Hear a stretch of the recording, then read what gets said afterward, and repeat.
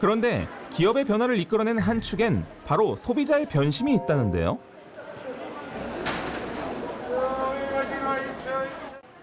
대학생 안희수 씨, 집에 가는 길 시장의 단골 가게를 찾았습니다. 사장님 안녕하세요. 가방에서 꺼내는 건 용기 갖고 오셨어요? 네. 아이고 잘하셨네. 이렇게 희수 씨는 재활용 용기를 반기는 가게만 찾아다니는데요. 예, 어떤 거 드릴까요? 100g이요. 이처럼 소비 생활을 통해 자신의 생각을 표출하는 걸 미닝아웃, 즉 가치 소비라 칭합니다. 요새 이렇게 오시는 분들 많으세요? 아, 요즘에는 좀 갖고 오시는 분들이 좀 있는 것 같아요. 감사합니다. 적극적으로 구매하거나 혹은 적극적으로 불매하는 행동으로 자신의 신념을 표출하는 것인데요. 쉽게 쓰고 버리는 비닐봉투를 줄이려는 소비자의 움직임. 환경을 위한 작은 실천은 전통시장에서도 확인될 정도입니다. 집 가까운 가게를 두고 1시간이 걸려 찾아온 매장. 희수 씨가 이곳까지 온 데는 특별한 이유가 있는데요.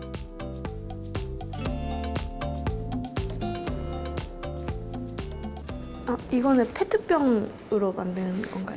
페트병 3개에 녹여서 만든 거라서 요거 샘플이 있거든요. 아, 네, 이런 식으로 접어서 다닐 수 있어서 좀 장보러 다닌다던가 뭐 그런 거 좀 다용도로 사용하실 수 있으시고 뭐 작게 만들어 술대할 수 있는 거거든요. 비닐봉지라든가 이런 거를 대체해서 쓸 수 있는 랩 같은 거거든요. 이게 지금 가게 곳곳 비닐로 포장된 제품을 찾아볼 수 없습니다. 더 특별한 건 단 하나의 쓰레기도 허용하지 않는 구매 방식. 불편할 수 있지만 고객은 꾸준히 늘고 있는데요. 뭐 미세먼지부터 시작해서 그런 쓰레기 문제, 사회에 큰 이슈들이 있고 나서부터는 그런 20대 분들, 특히 또 뭐 고등학생 분들도 굉장히 많이 찾아오고 계세요. 재사용 용기는 필수. 쓰레기 제로를 실천하려면 지금부터가 중요합니다. 지금 올리신 거는 저희가 라벨지를 안 쓰고 있어서 네. 이제 찍어주시면, 카메라로 찍어주시면 앞에서 합산해드리고 있거든요. 덜어 담은 식품의 무게와 가격을 찍어 계산대에 보여주면 그 다음은 보통 가게와 다르지 않는데요. 네, 총 3가지 맞으세요. 이것저것 가지고 다니는 게 어쨌든 간에 개인의 입장에서는 무거울 수도 있고 좀 귀찮을 수도 있다는 게 가장 큰 장벽인 것 같고, 제 친구들은 좀 제가 이러는 거에 대해서, 제가 이런 제로 웨이스트 활동을 하는 거에 대해서 딱히 반감을 막 가지거나 하지도 않고 오히려 좀 동참을 하려는 경향이 있는 것 같아요. 근데 나의 소비가 사회 환경과 자연 환경에 미치는 영향에 대해 고민하는 이들이 많아진 이유. 환경 폐해가 피부에 와 닿을 만큼 심각해졌기 때문입니다.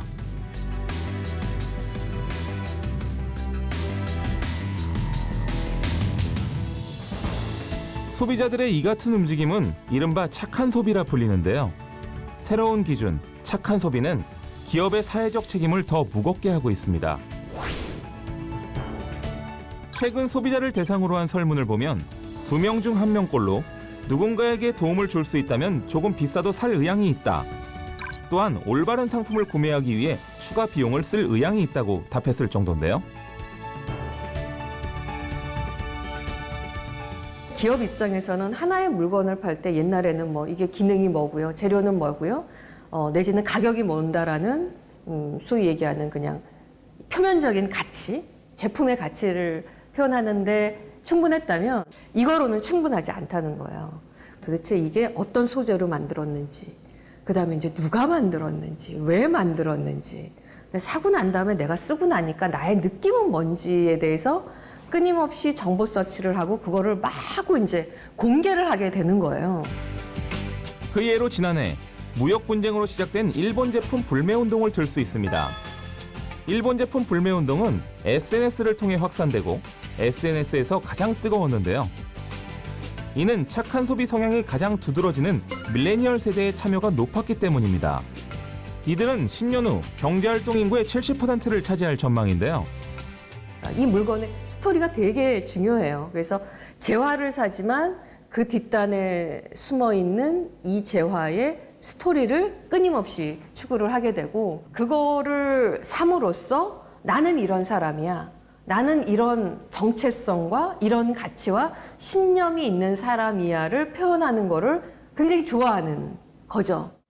디지털 플랫폼이 이 권력을 갖는 사회는요, 과거 대기업과 언론이 권력을 갖고 있던 사회보다 훨씬 더 소비자 중심적이다. 실제로 소비자가 권력을 가진 시대다. 저는 이렇게까지 얘기를 합니다.